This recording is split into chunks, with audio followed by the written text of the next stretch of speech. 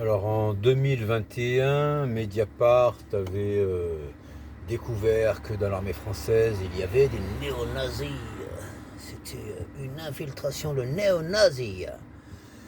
Bon, ils avaient trouvé une dizaine de cas, en fait. Ils avaient précisé que beaucoup de cas, c'était dans la Légion étrangère. Voilà, c'était scandaleux. Mais pendant la guerre d'Indochine et pendant les guerres de décolonisation de la France,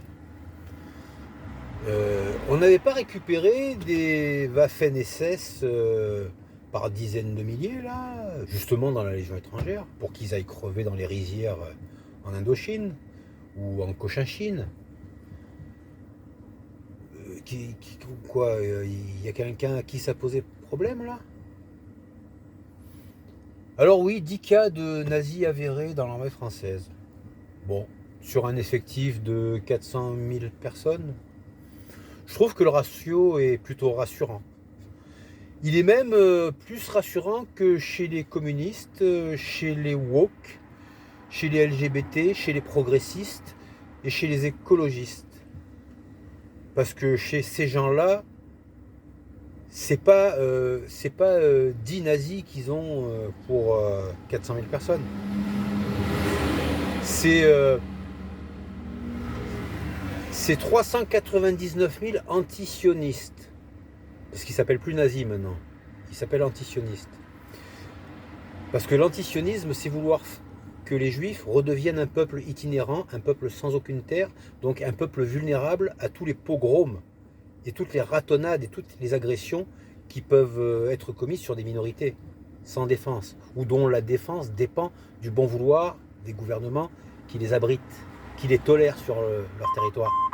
Ah, ça c'est le boulot.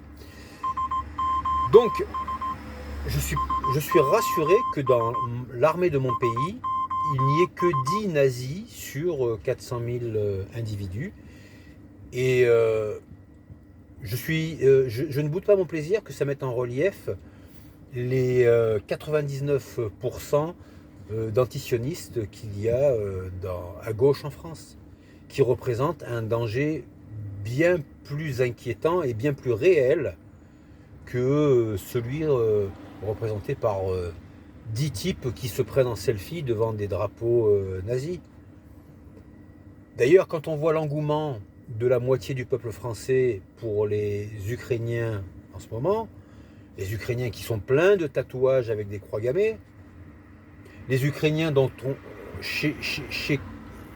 les officiers, certains officiers généraux, quand les troupes russes et tchétchènes ont été fouillés dans leur maison de ces mecs-là, ils ont trouvé des uniformes nazis, ils ont trouvé des photos d'époque, de l'époque de la Seconde Guerre mondiale, avec donc les nazis en uniforme, en train de commettre des exactions. Ça faisait partie de collections personnelles de ces Ukrainiens-là, qui prétendent combattre la peste communiste ou la peste stalinienne, là, ou je sais pas quoi. Bon. Là-bas, c'est pas 10 nazis qu'ils ont, c'est pas 10 nazis qu'ils ont, c'est 10 000 nazis qu'ils ont dans leurs troupes. Sachant que leur effectif, c'est quoi? C'est 40 000? C'est ça? Voilà, donc là déjà, on a un quart de véritables nazis.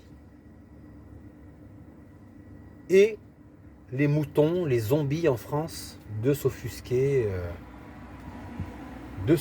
pour 10 types en France dans l'armée française. À ce niveau-là, ce n'est plus un paradoxe. C'est un phénomène. C'est un attribut de la société française et de sa culture. C'est une particularité de la mentalité française. On a l'indignation sélective. On regarde la paille qu'il y a dans l'œil du voisin, on ne regarde pas la poutre qu'il y a dans le sien. Pour un pays qui est catholique depuis 1800 ans à peu près, ça la fout mal. Je ne vois pas ce qu'il y a à dire de plus. Merci de votre attention.